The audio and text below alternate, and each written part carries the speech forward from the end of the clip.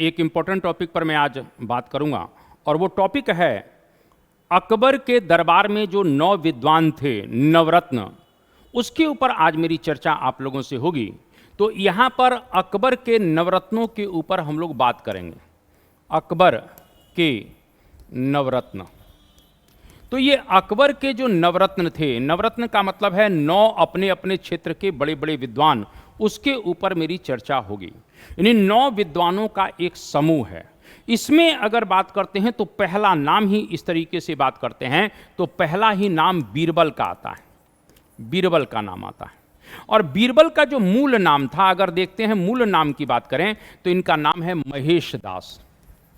इस प्रकार से इनका मूल नाम क्या है तो महेश दास है, पहली बात कर लेते हैं। और यहाँ ध्यान रख लेना, इन्हें कविराय या कवि प्रिय के नाम से भी जाना जाता है। यानी इस बीरबल को अगर बात करते हैं तो इन्हें कविराय या कवि प्रिय, तो इन्हें कविराय या कवि प्रिय के नाम से जाना जाता है। पहला क्वेश्चन है, ये श्री ब्रह्म उपनाम से कहीं न कहीं कविताएं भी लिखा करते थे, इस बात को ध्यान रखना। एक तरह से कह सकते हैं कि ये श्री ब्रह्म उपनाम से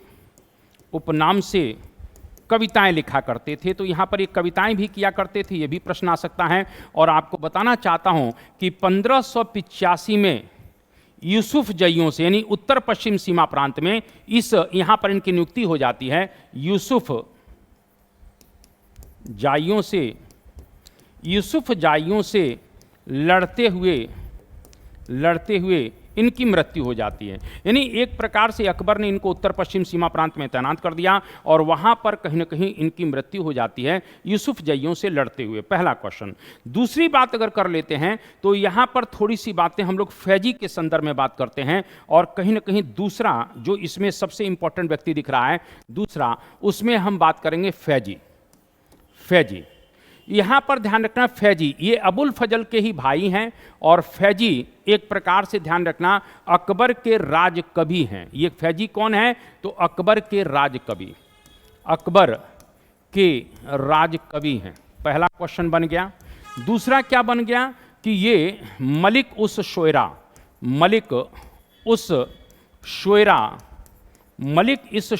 इनकी उपाधि है। यानी इनकी उपाधि क्या है तो मलिक उस शोयरा इनकी उपाधि थी। और आगे बढ़ जाते हैं तो ये अनुवाद विभाग के अध्यक्ष भी थे। किसके थे तो ये अनुवाद विभाग, जो अकबर ने अनुवाद विभाग बनाया था, ये अनुवाद विभाग के अध्यक्ष भी थे।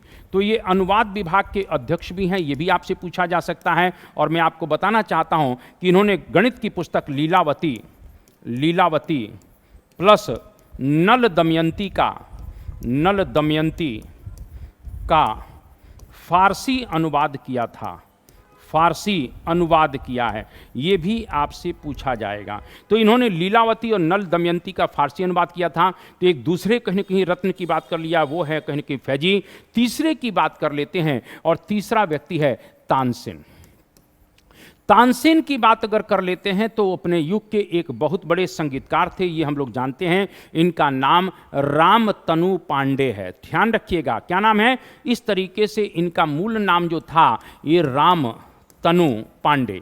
तो ये रामतनु पांडे की बात कर लेते हैं। और इस तरीके से हम बात करते हैं, इनकी एक उपाधि थी कंठाभरण वाणी विलास इनकी एक उपाधि है। इस बात को थोड़ा सा ध्यान रखिएगा। रामतनु पांडे को तानसेन की उपाधि किसने दी, इसको लेकर विवाद है। यहां पर ध्यान रखना, तानसेन कहां के रहने वाले हैं तो ग्वालियर एमपी के रहने वाले हैं। कहां के हैं, ग्वालियर एमपी के रहने वाले हैं, पहली बात हो गई।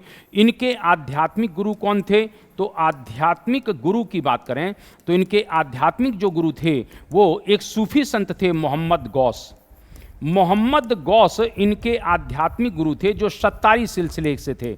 सत्तारी सिलसिला एक प्रकार से ध्यान रख लेना। लेकिन मैंने अभी कहा इनके संगीत के जो गुरु थे, संगीत के जो गुरु हैं, संगीत के गुरु थे मथुरा के स्वामी हरिदास हैं। तो ये स्वामी हरिदास से संगीत की शिक्षा लेते हैं। कौन लेते हैं? तो मियाँ तानसेन इस प्रकार से संगीत की शिक्षा ये ले रहे हैं। ये थोड़ा सा हम लोगों से पूछा जा सकता है। ठीक है सर, अब आज से बात है, मतलब इनके संगीत गुरु थे, अपन कह सकते हैं कि संगीत के गुरु कुलमा के तानसेन के कौन थे? तो स्वामी हरिदास थे। अब ये तानसेन रीवा के महाराजा राजा रामचंद्र के दरबार में पहले रहते थे, यानी तानसेन पहले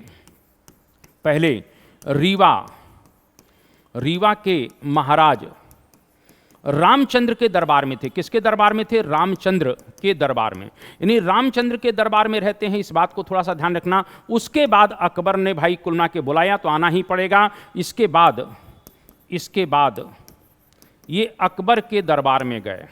अकबर के दरबार में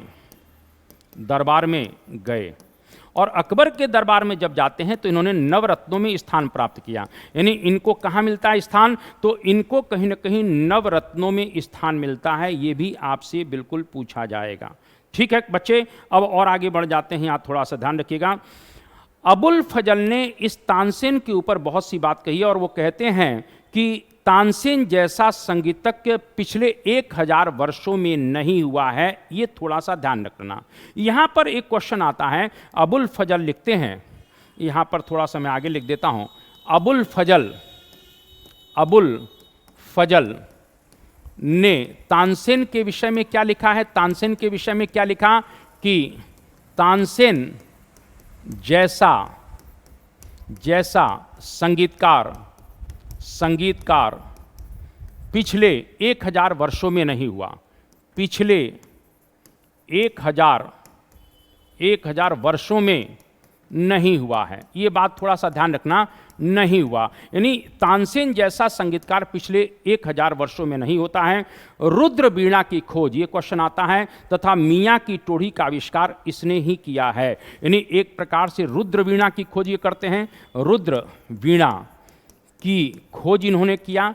और एक राग है मियाँ की टोढ़ी, ये राग है का आविष्कार इन्होंने किया। तो इन्होंने आविष्कार किया है। और ध्यान रख लेना, इनकी समाधि जो बनी है मेरे घर से आधा किलोमीटर दूरी पर, यानी ग्वालियर में बनी है। कहाँ पर है? ग्वालियर में। इनकी समाधि जो है वो ग्वालियर में है। इस प्रकार से तानसेन के ऊपर भी बात पूछी जा सकती है। अब आ जाते हैं कहीं ना कहीं राजा मानसिंह। तो हम चौथे कुलना के व्यक्ति की बात करते हैं और उस व्यक्ति का नाम है राजा मानसिंह। तो राजा मानसिंह की बात कर लेते हैं। और ये एक प्रकार से आमेर के कुलना के रहने वाले हैं। राजा मानसिंह कहाँ के थे? तो आमेर के थे। आमेर, ये थोड़ा आमेर मतलब जयपुर। इनका संबंध उसी समय से हो गया जब आमेर के राजा भारमल ने अपनी पुत्री जोधाबाई का विवाह अकबर से किया, तो वहीं से इनके संबंध बन गए। इनको मिर्जा राजा भी कहा जाता है। इनको फरजंद अर्थात पुत्र भी कहा जाता है। यानी इन्हें मिर्जा राजा भी कहा जाता है। इन्हें फरजंद यानी पुत्र। और ये दोनों उपाधियां किसने दिया है? ये दोनों उपाधि अकबर ने दी थी। यानी ये दोनों उपाधि किसने दी थी? तो अकबर ने दी थी। इस बात को थोड़ा सा ध्यान रखिएगा। पहला क्वेश्चन बन गया। इसके बाद राजा मानसिंह को जहांगीर ने बूढ़ा भेड़िया कहा है। क्या कहा है? बूढ़ा भेड़िया कहा है। यानी जहांगीर की बात करते हैं, जहांगीर की बात करें तो जहांगीर ने इन्हें बूढ़ा भेड़िया कहा, क्योंकि जहांगीर के समय तक एक प्रकार से बूढ़े हो गए थे, इसलिए इन्हें बूढ़ा भेड़िया कहा गया। ये राजा मानसिंह एक योग्य सेनापति है, योग्य सेनापति था, इसमें कोई शक की बात नहीं है। और मैं आपको बताना चाहता हूं कि इस तरह से हल्दी घाटी के युद्ध में इसने अकबर की सेना का नेतृत्व किया था। यानी राणा प्रताप के खिलाफ किया था। यह भी आपसे पूछा जा सकता है। और स्वाभाविक रूप से मैंने कहा कि इसको अकबर ने 7,000 का मनसब दिया था। कितने का दिया था? 7,000 का मनसब दिया था। इस प्रकार से थोड़ा सा ध्यान रखिएगा, यानी 7,000 घुड़सवारों का ये मालिक था। तो इस तरह से राजा मानसिंह के ऊपर भी प्रश्न बन सकता है। इसके बाद अगला व्यक्ति आता है अब्दुल रहीम खान खाना, यानी पांचवे की बात कर लेते हैं। तो ये हैं अब्दुल रहीम खान खाना। तो अब्दुल रहीम खान खाना की बात करते हैं। ये खान खाना, ये वही अब्दुल रहीम खान खाना है जिनको रहीम दास के नाम से जाना जाता है, जो हिंदी में कहीं ना कहीं दोहे लिखा करते थे। तो ये रहीम दास जी हैं। एक पहले तो यही ध्यान रखिएगा, ये कौन हैं? ये रहीम दास जी हैं, ये थोड़ा सा ध्यान रखिएगा। मैंने आपको बताया है कि इनके पिता जब बैरम खां की हत्या हो जाती है, ये बैरम खां के पुत्र थे, तो बैरम खां की हत्या के पश्चात अब्दुल रहीम अपनी मां सलीमा बेगम के साथ अकबर की शरण में चले जाते हैं और अकबर ने सलीमा बेगम से विवाह कर लिया था और इनको पुत्र की तरह रखा था। तो इस प्रकार से ध्यान रख लेना, इस तरह से इनको क्या उपाधि दी गई? खान ए खाना दी गई। तो इनको खान ए खाना की उपाधि दी जाती है, ये भी थोड़ा सा ध्यान रखना। ये इनकी उपाधियां हैं। एक इनको और उपाधि दी जाती है क्योंकि ये बहुत दानवीर टाइप के थे, तो इसीलिए ये अपने युग का भोज भी इन्हें कहा गया है। अपने युग का इनको भोज भी कहा जाता है। इन्हें अपने युग का क्या कहा जाता है? भोज भी कहा जाता है। मैंने अभी कहा अब्दुल रहीम खान खाना को इनका एक उपनाम भी पूछा जा सकता है, तो इनका एक उपनाम जो है वो रहीम है। ये भी प्रश्न आपसे बिल्कुल पूछा जा सकता है। तो इतनी बातें थोड़ा सा ध्यान रखना, बिल्कुल पूछा जा सकता है। रहीम दोहावली और सत सई इनके कुलना के कुछ दोहे हैं। रहीम दोहावली, रहीम दोहावली और सत सई, ये थोड़ा सा ध्यान रखना। सत सई पहला क्वेश्चन। तुलसीदास से संबंध इनके बहुत मुधर थे, यानी क्योंकि तुलसीदास भी इसी काल के हैं, तो तुलसीदास से संबंध मधुर थे, यानी ये कभी कभी मिला भी करते थे। तो इस प्रकार से मधुर थे। तो इस प्रकार से मेरा ये कहने का मतलब है कि अब्दुल रहीम खान खाना भी एक बहुत योग्य व्यक्ति थे इनके समय में, इसीलिए इनको दरबार में इनको शरण दी जाती है और इनको नवरत्नों में स्थान दिया जाता है। इसके बाद एक व्यक्ति का नाम और लेता हूं और उसका नाम है टोडरमल। टोडरमल एक बहुत इंपॉर्टेंट कहीं ना कहीं एक तरह से अधिकारी हैं, व्यक्ति हैं, इनके विषय में जरूर पूछा जा सकता है। अकबर ने इन्हें दीवान ए अशरफ या दीवान ए आला की कहीं ना कहीं पद दिया था। इनको पद जो दिया गया है वो दीवाने अशरफ या दीवाने आला, दीवाने आला, यानी दीवाने अशरफ या दीवाने आला का मतलब है राजस्व विभाग का प्रमुख, राजस्व विभाग का प्रमुख। इस बात को थोड़ा सा ध्यान रखना। तो ये राजस्व विभाग के प्रमुख भी थे, पहला क्वेश्चन यहीं पर बनेगा, ये ध्यान रख लेना। इसके बाद अगर बात करते हैं तो राजा टोडरमल ने शेर शाह के अधीन भी काम किया है और शेर शाह के अधीन इन्होंने रोहतासगढ़, झेलम की बात मैं कर रहा हूँ, एक रोहतासगढ़ बिहार में है, एक रोहतासगढ़ कुन्ना के झेलम के तट पर है। तो रोहतासगढ़ में यानी झेलम के किनारे एक किले का निर्माण कर एक सैनिक अभियंता के रूप में अपना परिचय दिया था। इस बात को थोड़ा सा ध्यान रखना। यानी टोडरमल ने रोहतासगढ़ झेलम के तट पर किले का निर्माण करवाया। किले का निर्माण करवाने का मतलब यह है कि शेर शाह करवा रहा है, इस बात को थोड़ा ध्यान रखना। शेर शाह के अधीन, यानी शेर शाह के अधीन, ध्यान रखना। इस प्रकार से जो है हम यहां पर एक और चीज लिख सकते हैं।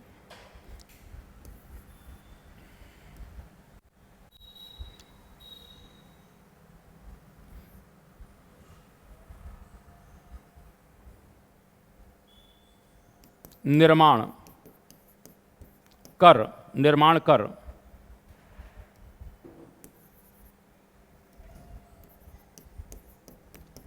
एक सैनिक अभियंता के रूप में अपनी शुरुआत की। अब यहाँ पर थोड़ा सा कंफ्यूज मत हो जाइएगा। रोहतासगढ़ का किला एक बिहार में भी है और एक रोहतासगढ़ का किला कहीं ना कहीं एक प्रकार से झेलम के तर्पट है, यानी शेर शाह के अधीन अपन बात करते हैं। यानी शेर शाह के अधीन रहते हुए यहाँ पर मैं क्लियर कर दूं, रहते हुए टोडरमल ने एक प्रकार से इस किले का निर्माण करवाया था, ठीक है ना। यानी शुरुआत में एक प्रकार से टोडरमल शेर शाह के अधीन काम कर रहे हैं, ये मैं ये कहना चाहता हूं। ये टोडरमल शेर शाह के कन्या के राजस्व विभाग में भी इन्होंने कार्य किया था और वहीं से राजस्व के गुणों को इन्होंने सीखा है। यानी एक प्रकार से देखा जाए तो टोडरमल ने शेर शाह के अधीन राजस्व विभाग में काम कर, राजस्व विभाग में कार्य कर, राजस्व के गुणों को सीखा। यानी एक प्रकार से ध्यान रखना, ये रेवेन्यू का काम कहीं ना कहीं किसके अधीन सीख रहे हैं, तो शेर शाह के अधीन सीख रहे हैं, क्योंकि शेर शाह सूरी स्वयं एक बहुत बड़ा कहीं ना कहीं एडमिनिस्ट्रेटर है, मैं ये कहना चाहता हूं। इस प्रकार से हम यहां पर बात कर सकते हैं। यहां पर एक बात कर सकते हैं कि जो ये टोडरमल है, ये थोड़ा सा ध्यान रखना, यानी यहां पर शेर शाह की बात करें, शेर शाह के अधीन टोडरमल काम कर रहे हैं रेवेन्यू ऑफिसर के रूप में, और फिर यहां पर टोडरमल की बात करते हैं, यहां टोडरमल बीच में आ जाते हैं, और फिर अपन यहां पर अकबर के बीच में करते हैं, यहां अकबर। यानी एक तरह से देखें तो हम देखते हैं कि टोडरमल शेर शाह के यहां रहकर बहुत कुछ सीखता है और अकबर को कुल मिला के प्रदान करता है। यानी एक तरह से टोडरमल जो है एक प्रकार से राजस्व व्यवस्था में अगर देखा जाए, राजस्व व्यवस्था में अगर देखते हैं तो कहीं ना कहीं टोडरमल एक सेतु का काम करता है, क्योंकि यहां से चीजों को एब्जॉर्ब करता है और अकबर तक पहुंचाता है। ये आपसे बिल्कुल पूछा जाएगा, इस बात को थोड़ा सा ध्यान रख लेना। क्लियर है। मैं एक चीज और बताना चाहता हूं, अकबर इतना विश्वास करता था इस पर कि अकबर ने टोडरमल को राजपूतों से संधियां करने और उन्हें मनसब प्रदान करने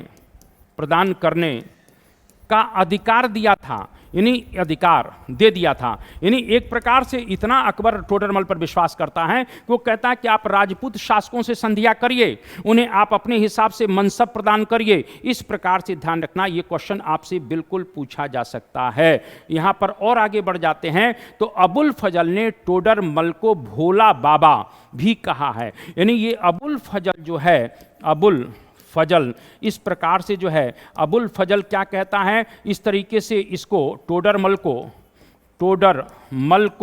भोला बाबा कहता है। क्या कहता है? भोला बाबा कहता है। यानी एक प्रकार से सीधा होगा, कहीं ना कहीं इस तरह की बात अपन कर सकते हैं, तो ये भी आपसे बिल्कुल पूछा जाएगा। ठीक है बच्चे लोग। इसके बाद और आगे बढ़ जाते हैं तो यहां पर दो लोगों का नाम और आता है।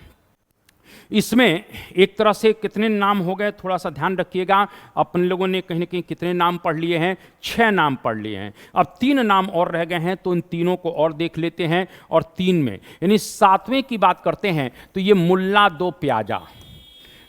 दो प्याजा भी एक प्रकार से कहीं ना कहीं अकबर के मुल्ला दो प्याजा ये भी अकबर के बहुत ही विश्वस्त हुआ करते थे। और 8वें की बात करते हैं तो अकबर ने अपने रसोइये को भी अंततः कहीं न कहीं नवरत्नों में स्थान दिया है, उसका नाम था हकीम हुमाम। तो यहाँ पर हकीम हुमाम की भी बात करते हैं। हकीम हुमाम, ये हकीम हुमाम की बात करें, ये अकबर के रसोइया थे। ये कौन थे? तो अकबर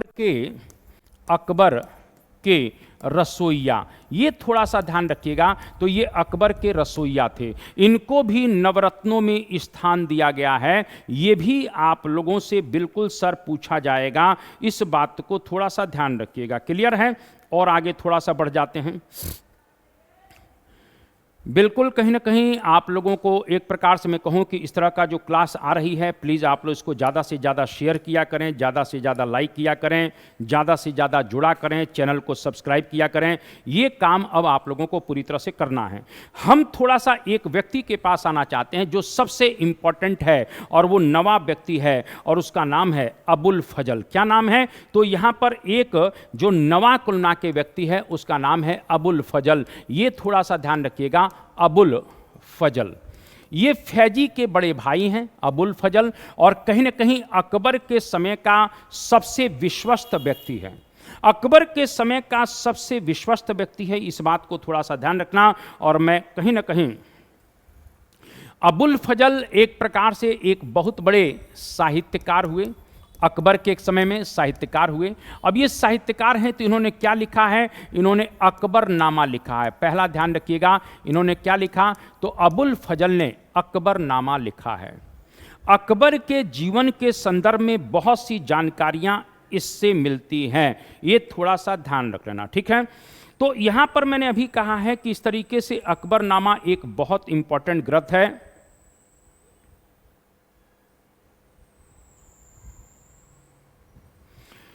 अकबरनामा, अब यहाँ पर अकबरनामा की बात करते हैं तो अकबरनामा को हेनरी बेवरिज ने अंग्रेजी में अनुवाद किया, अंग्रेजी में अनुवाद किया है। पहला क्वेश्चन, चलिए सर अब यहाँ पर और अकबरनामा की बात कर लेते हैं। अकबरनामा की बात कर लेते हैं तो यहाँ पर अकबरनामा के 3 पार्ट हैं, इस बात को थोड़ा सा ध्यान रखिएगा। ये पहला पार्ट है, ये दूसरा पार्ट है और इसका ये तीसरा पार्ट है। ये तीसरा पार्ट आपको बताना चाहता हूं, और इस अकबरनामा का जो तीसरा पार्ट है इसी को आईने अकबरी भी कहा जाता है। यानी जो ये तीसरा भाग है इसको क्या कहते हैं? इस तीसरे भाग को आईने अकबरी कहते हैं, आईने अकबरी। इस प्रकार से ध्यान रखना, अकबर कालीन प्रशासन की जो जानकारी मिल रही है वो आईने अकबरी से मिल रही है, मैं ये कहना चाहता हूँ। इस प्रकार से ध्यान रखना, यहाँ पर आईने अकबरी एक बहुत इंपॉर्टेंट ग्रंथ है। और ये आईने अकबरी की बात अगर कर लेते हैं तो ये जो आईने अकबरी है, आईने अकबरी, ये आईने अकबरी खुद जो है 5 भागों में विभाजित है। कितने भागों में विभाजित है? तो खुद 5 भागों में विभाजित है। तो इसका जो है 5 भाग, यानी खुद कितने भागों में है? 5 भागों में, 5 भागों में विभाजित है। तो ये 5 भागों में विभाजित है, तो ये भी थोड़ा सा पूछ सकता है। तो पहले भाग की बात करते हैं तो आईने अकबरी का पहला भाग एक तरह से कहता है कि कहीं ना कहीं इस तरीके से जो है शाही परिवार के विषय में जानकारी दे रहा है। यानी पहला भाग शाही परिवार के विषय में, शाही परिवार के विषय में जानकारी देता है। चलिए सर, शाही परिवार के विषय में जानकारी दे दिया। दूसरा भाग किसके विषय में जानकारी दे रहा है? तो कहीं ना कहीं एक प्रकार से जो है मनसबदारी, शासन प्रशासन के विषय में, यानी एक प्रकार से मनसबदारी व्यवस्था और शासन के विषय में। इसीलिए कहा जाता है ना कि आईने अकबरी से मुगल कालीन प्रशासन की बड़ी सुंदर जानकारी मिलती है। इसके बाद एक तरह से तीसरा जो है वो 12 प्रांतों और कहीं न कहीं एवं सरकारों की बात करता है। यानी ये तीसरा जो पार्ट है इसमें 12 प्रांतों की चर्चा हो रही है, 12 प्रांतों और वहाँ की सरकारों की बात कर रहा है। ये कौन कर रहा है? आईने अकबरी में कहीं ना कहीं अबुल फजल कर रहा है। इस बात को थोड़ा सा ध्यान रख लेना, ये भी आपसे बिल्कुल पूछा जाएगा। इसी प्रकार से चौथे और 5वें भाग की बात करते हैं तो उसमें जो कॉमन चीज़ें होती हैं, भारत के लोगों का मजहब क्या है, रीति रिवाज क्या है, इनके ऊपर बात करता है। इस बात को थोड़ा सा ध्यान रखना। यानी चौथे की भी बात करें तो इसमें भारत के लोगों के रीति रिवाज, यानी भारत के लोगों की क्या ट्रेडिशन है, क्या परंपराएं हैं, इसी प्रकार से जो है उनका मजहब, उनके रीति रिवाज, मजहब आदि की चर्चा करता है। ये भी थोड़ा सा ध्यान रखना, ये भी प्रश्न आपसे पूछा जा सकता है। और 5वें में अकबर के जो कहीं ना कहीं उपदेश थे, वचन थे, और अबुल फजल की आत्मकथा है। यानी एक प्रकार से 5वें की बात करें तो अकबर के शुभ वचन और आईने और अबुल फजल की आत्मकथा, यानी अबुल फजल की आत्मकथा। इसमें अबुल फजल की आत्मकथा भी मिलती है, यानी आईने अकबरी के 5वां जो भाग है उसमें अबुल फजल की आत्मकथा मिल रही है। ये भी आपसे पूछा जा सकता है, ठीक है ना। यहां पर एक चीज आपसे पूछा जा सकता है कि जब अकबर ने दीन ए इलाही बनाया था, दीन ए इलाही जब बनाया तो उसका पुरोहित जो बनाया है वो अबुल फजल को पुरोहित बनाया था। अबुल फजल को क्या बनाया था? तो इसने पुरोहित बनाया था। ये थोड़ा सा ध्यान रखना, यानी दीन ए इलाही जब 1582 में आएगा तो इस तरीके से ये कहीं ना कहीं एक प्रकार से पुरोहित बनता है। ये भी आपसे पूछा जा सकता है। अबुल फजल ने हुमायूं की तुलना अरस्तू से की है, इस प्रकार से ध्यान रखना। इसने अबुल फजल ने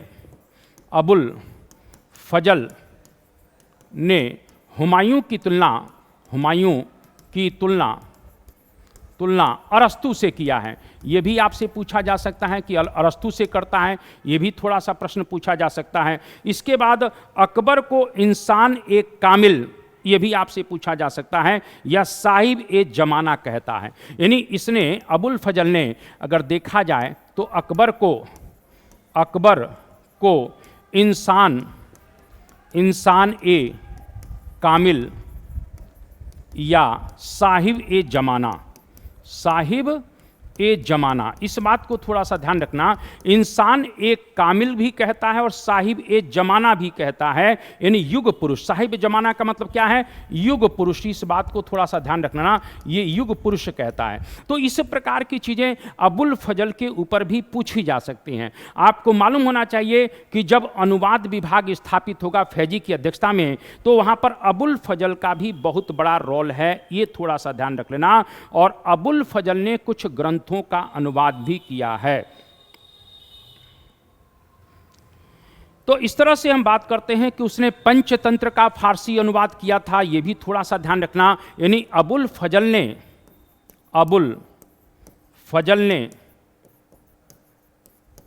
पंचतंत्र का फारसी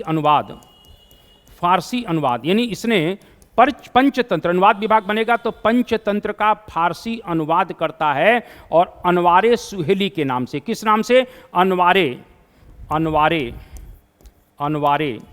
सुहेली के नाम से। तो ये अनवारे सुहेली के नाम से कहीं ना कहीं अबुल फजल ने पंचतंत्र का फारसी अनुवाद किया था। ये भी सर आपसे बिल्कुल पूछा जा सकता है, इस बात को थोड़ा सा ध्यान रखना। क्लियर है बच्चे? तो यहाँ पर चीज़ें कुछ पूछी जा सकती हैं, वही मैं आप लोगों को थोड़ा सा बताने का प्रयास कर रहा हूँ। और ध्यान रख लेना अबुल फजल, एक क्वेश्चन लास्ट में बता देता हूँ कि जब जहांगीर ने अपने पिता के खिलाफ विद्रोह कर दिया था और वो इलाहाबाद में एक तरह से शासक की भांति व्यवहार करता है, तो एक प्रकार से अकबर ने ही अबुल फजल को भेजा कि जाओ जहांगीर को समझाकर दिल्ली लाओ।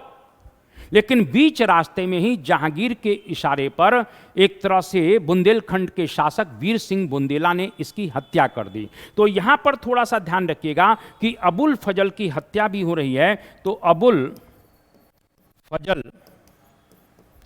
फजल की हत्या जहांगीर के इशारे